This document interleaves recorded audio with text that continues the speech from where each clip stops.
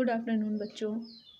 आज हम सब बीएड फोर्थ सेमेस्टर के हम फोर्थ यूनिट के गाइडेंस काउंसलिंग के बारे में अध्ययन करेंगे। जो हमारा गाइडेंस काउंसलिंग है बीएड फोर्थ सेमेस्टर में, उसका चौथा यूनिट जो है, हम उसमें आपको प्रमापीकृत एवं अप्रमापीकृत विधियों के बारे में आज बताएंगे।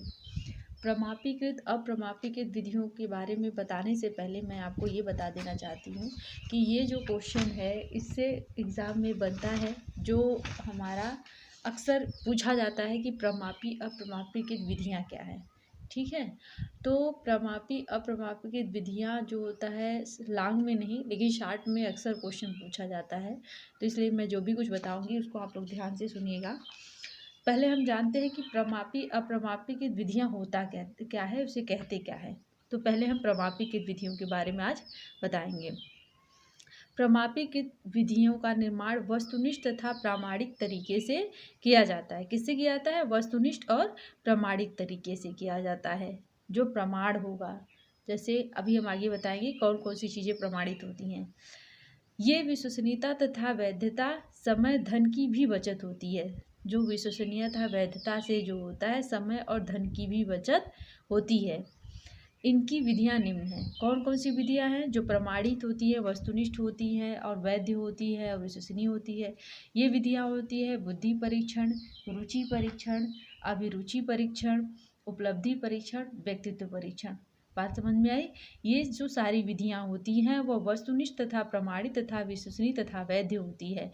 कौन कौन सी होती है प्रमापी की विधियों में? Intelligent test, interest test, aptitude test, achievement test और पर्सनालिटी टेस्ट। ये हमारे किसके अंतर्गत है? प्रमापीकृत विधियों के अंतर्गत है।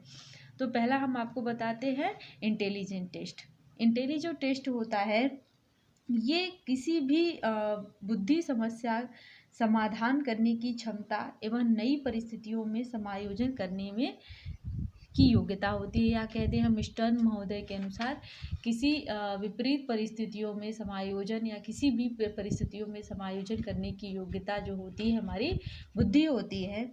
ये बुद्धि जो होती है वो हमारी जन्मजात होती है, और बुद्धि जो होता है विभिन्न व्यवसाय के लिए बौद्धिक क्षमता की भी आवश्यकता होती है, इसलिए बुद्धि जो होती है बहुत महत्वपूर्ण होती है। तो हम इसमें आते हैं गाइडेंस काउंसलिंग में बुद्धि परीक्षण क्या है। निर्देशन व परामर्श में बुद्धि परीक्षणों का विशेष स्थान है। बुद्धि परीक्षण को सामान्य बुद्धि परीक्षण, विशिष्ट बुद्धि परीक्षण, मानसिक योग्यता परीक्षण आदि भी कहते हैं। क्या क्या कहते हैं? सामान्य बुद्धि परीक्षण, विशिष्ट बुद्धि परीक्षण और मानसिक योग्यता परीक्षण आदि भी कहते हैं। किसे कहते हैं? बुद्धि परीक्षण को कहते हैं।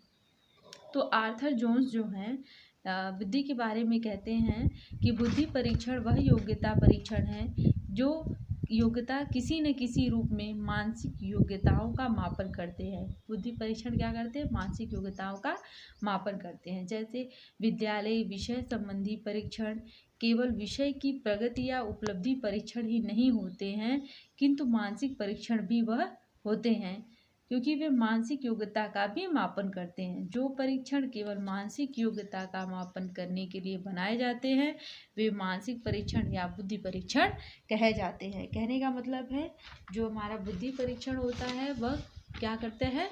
किसी योग्यता का मापन करता है। डगलस और फ्रायड ने लिखा है कि श्रेष्ठ बौद्धिक योग्यता जो होती है बुद्धि परीक्षण वो कैरियर स्तर पे होता है। उच्च बौद्धिक योग्यता जो होता है तकनीकी व्यवसाय पर होता है। सामान्य जो होता है वह तकनीकी व्यवसाय का और कुशल व्यवसाय होता है। निम्न सामान्य बौद्धिक योग्यता जो होता है अर्धकुशल व्यवसाय स्तर का होता है, और निम्न बौद्धिक योग्यता जो होता है अकुशल व्यवसाय स्तर का होता है। ये हमारा क्या होता है? बुद्धि परीक्षण। आगे बुद्धि परीक्षण में कि परीक्षण का फल जो होता है मानसिक आयु या बुद्धि लब्धि IQ के रूप में प्राप्त होता है। जो हमारा मानसिक आयु होता है इसका फार्मूला है मानसिक आयु गुणे वास्तविक आयु गुणे 100। तो परीक्षण का फल जो होता है मानसिक आयु मतलब मेंटल एज या बुद्धि परीक्षण IQ के रूप में प्राप्त होता है। मानसिक आयु बालक की तुलना में विशेष योग्यता दर्शाता है। बुद्धि लब्धि मानसिक और वास्तविक आयु को संबंध दर्शाता है। इससे बालक द्वारा प्राप्तांक का अन्य बालकों के उसी परीक्षण में प्राप्तांक से संबंध ज्ञात किए जाते हैं। इससे यह भी ज्ञात होता है कि बालक इससे यह भी प्राप्त होता है कि बालक उसी आयु के अन्य बालकों के प्राप्तांकों से कम, बराबर या अधिक है। यदि उसकी बुद्धि लब्धि 100 है तो उसकी बौद्धिक योग्यता अपनी आयु के औसत वाले बालकों के बराबर होता है। यदि उसकी बुद्धि लब्धि 110 है तो उसकी बौद्धिक आयु योग्यता अन्य औसत बालकों से अधिक होगी, और यदि बुद्धि लब्धि 90 है तो उसकी बौद्धिक योग्यता अन्य सम आयु के औसत बालकों से कम है। बुद्धि लब्धि तुलना बौद्धिक योग्यता का सूचक है। कहने का ये पूरा तात्पर्य है कि अगर किसी बालक का वास्तविक आयु 10 वर्ष है और उसकी मानसिक आयु जो है 15 वर्ष है, कहने का मतलब हुआ कि जब बालक भाई 10 साल का बच्चा है और वो 15 साल के बच्चों की गणित के प्रश्न को अगर हल कर लेता है तो उसका मानसिक आयु क्या हो जाएगा 15 साल, और उसकी वास्तविक आयु क्या हो जाएगा 10 साल, क्योंकि उस बच्चे का जो वास्तविक आयु है वो 10 वर्ष का है और मानसिक आयु जो है 15 वर्ष का है। तो वह अपने सम आयु के बच्चों से उसकी मानसिक आयु क्या होगी, अधिक होगी। तो हम इसका अगर डाटा निकालेंगे तो निकालेंगे कि वास्तविक आयु गुणे मानसिक आयु गुणे 100, इस तरीके से निकालते हैं। तो ये हमारा जो होता है बुद्धि परीक्षण का एक सूत्र होता है। बुद्धि परीक्षण के आधार पर विद्यालयी कार्य में सफलता की 3 बातें हैं। विद्यालय में अध्ययन काल, परीक्षाओं में सफलता, शैक्षणिक उपलब्धि, ये बुद्धि के अंतर्गत है। अब हम देखते हैं कि बुद्धि परीक्षणों का क्या उपयोग है। बुद्धि परीक्षण का उपयोग निम्नलिखित है। विभिन्न खेलकूद आदि के चुनाव हेतु परामर्श, विविध पाठ्यक्रमों में प्रार्थी का चुनाव हेतु परामर्श, ये बुद्धि के माध्यम से ही होता है। विशेष स्तर के विद्यालयों में प्रवेश लेने हेतु परामर्श, बुद्धि के माध्यम से छात्रवृत्ति के लिए परामर्श, बौद्धिक योग्यता के अनुसार विभिन्न परिस्थितियों में समायोजन करने की क्षमता का विकास करने के लिए हेतु परामर्श, मानसिक योग्यता के अनुकूल व्यावसायिक चुनाव हेतु उचित परामर्श, प्रतिभाशाली बालक की प्रतिभा का पता लगाकर उसके विकास हेतु परामर्श। ये हमारा हुआ बुद्धि का उपयोग। अब हम आते हैं कि बुद्धि जो प्रमापी के जो परीक्षण होता है उसकी विधियों हम शॉर्टकट में ये देख लेते हैं। इस फिगर को आप लोग ध्यान से देखिए जो मैं बता रही हूँ, और ये चीज़ें आपको पूरी तरह याद रहनी चाहिए। और एग्ज़ाम में जब भी पूछता है कि प्रमापी अप्रमापी के विधियों के बारे में बताइए तो आप ये एक तरीके से डायग्राम बना के तब बताएंगे। तो हम आते हैं पहले प्रमापीकृत। प्रमापीकृत में जैसा कि मैंने आपको बता भी दिया कि बुद्धि परीक्षण होता है, रुचि परीक्षण होता है, अभिरुचि परीक्षण होता है, उपलब्धि परीक्षण होता है और व्यक्तित्व परीक्षण। और वही अप्रमापीकृत परीक्षण के अंतर्गत जो होता है उसमें साक्षात्कार आता है, जो मैंने आपको इससे पहले वीडियो में आपको बता दिया है। अवलोकन तथा निरीक्षण, ऑब्जर्वेशन, जो मैंने इससे पहले आपको वीडियो में दिया है। समाज मिति आता है, प्रश्नावली आता है, व्यक्ति अध्ययन आता है, निर्धारण मापनी आता है, आत्मकथा, ये भी मैंने आपको इससे पहले वीडियो में दिया है, और संचयी अभिलेख और आकस्मिक निरीक्षण अभिलेख, ये सारी चीज़ें जो होती हैं वो अप्रमापीकृत में आती है। तो हम पढ़ क्या रहे हैं, प्रमापीकृत विधियाँ। तो बुद्धि परीक्षण के बाद हम आते हैं रुचि परीक्षण। हम आते हैं क्या, रुचि परीक्षण। बुद्धि परीक्षण पढ़ लिए। रुचि परीक्षण के अंतर्गत आता है कि रुचि जन्मजात भी होती है और इसे विकसित भी किया जाता है। कह सकते हैं एक तरीके से किसी वस्तु को पसंद या ना पसंद करना ही क्या होता है, वो इंटरेस्ट होता है, वो रुचि कहलाती है। तो रुचि उम्र के अनुसार बदलती भी रहती है, और रुचि जो होती है किसी भी कठिन कार्य को सरल भी बना देती है। ये जो होता है कार्य को पूर्ण क्षमता तथा कुशलता के लिए रुचि जो होती है हमारी प्रेरित करती है। जो हमारा कैरियर निर्देशन में रुचि का, जो मेरा लाइफ एंड कैरियर होता है, जो भी हमारा आगे कैरियर बनना होता है, उसमें रुचि का विशेष महत्व होता है, क्योंकि कार्य और क्षमता या योग्यता पर रुचि का विशेष प्रभाव पड़ता है।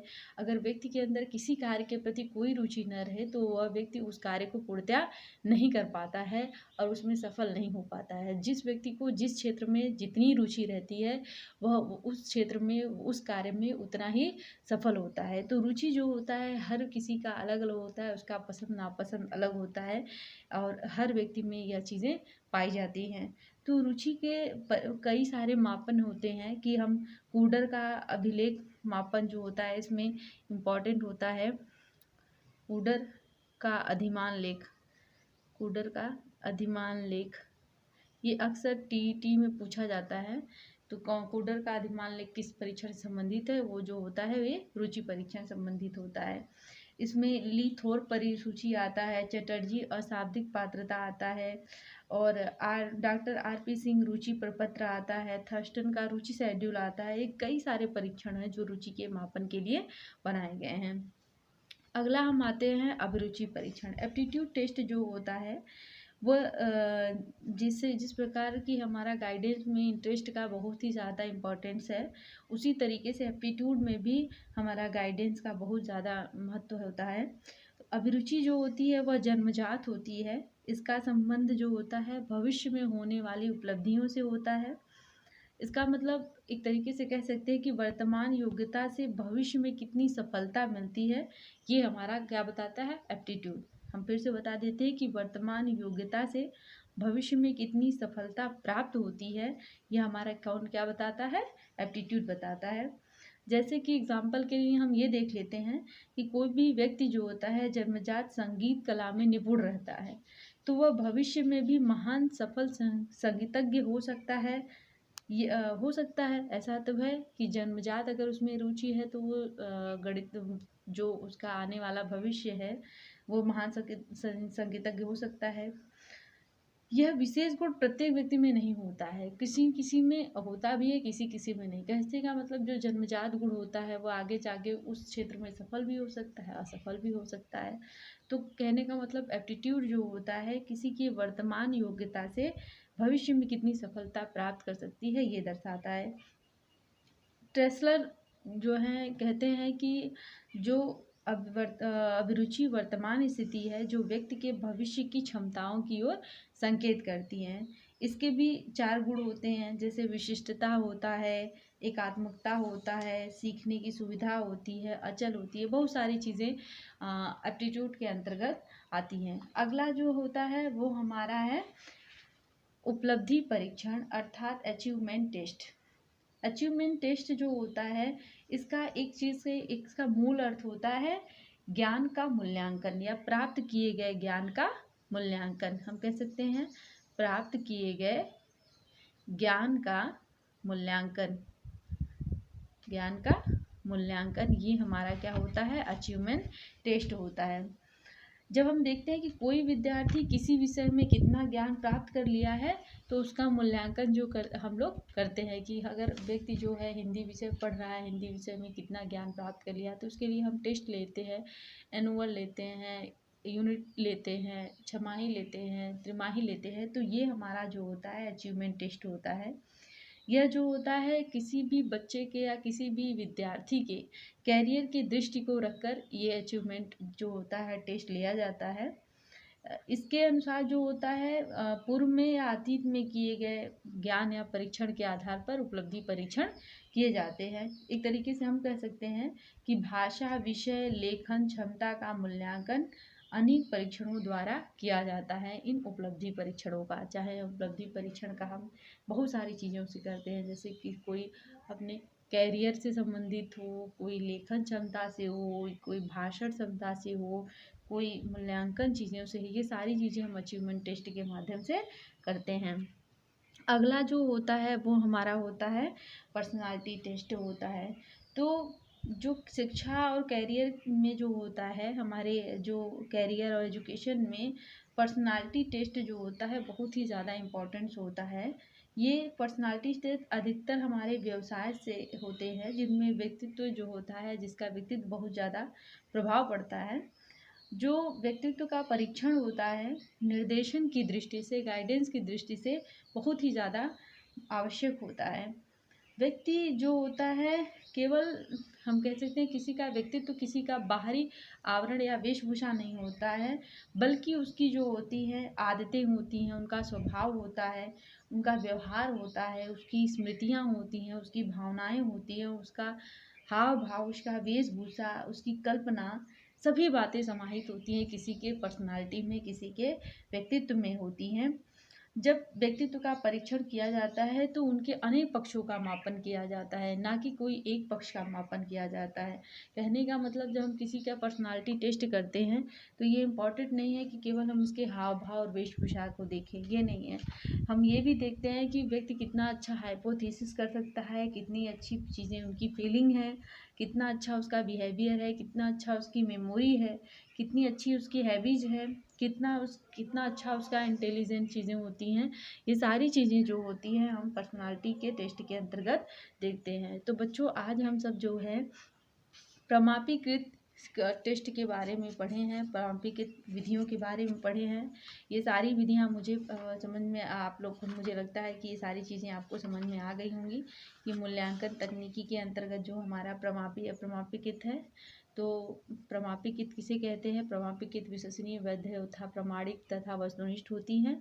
प्रमाणिक विधियों में ही हमारा बुद्धि परीक्षण, अरुचि परीक्षण, अभिरुचि परीक्षण, उपलब्धि परीक्षण, व्यक्तित्व परीक्षण आते हैं। बुद्धि परीक्षण क्या है मैंने आपको बता दिया। रुचि परीक्षण कूडर का इम्पॉर्टेंट है। अभिरुचि परीक्षण किसी भी व्यक्तित्व की योग्यता से संबंधित, उपलब्धि प्राप्त किए ज्ञान से संबंधित। व्यक्तित्व जो होता है किसी पर्सनालिटी के टेस्ट से पूरे व्यक्तित्व का मापन उसके कैरियर से संबंधित होता है। तो बच्चों, आज हम सब लोगों ने प्रमाणीकृत परीक्षण के बारे में पढ़ा और हम आगे अगले वीडियो में जो है अप्रमाणीकृत परीक्षण के बारे में पढ़ेंगे। तब तक के लिए धन्यवाद।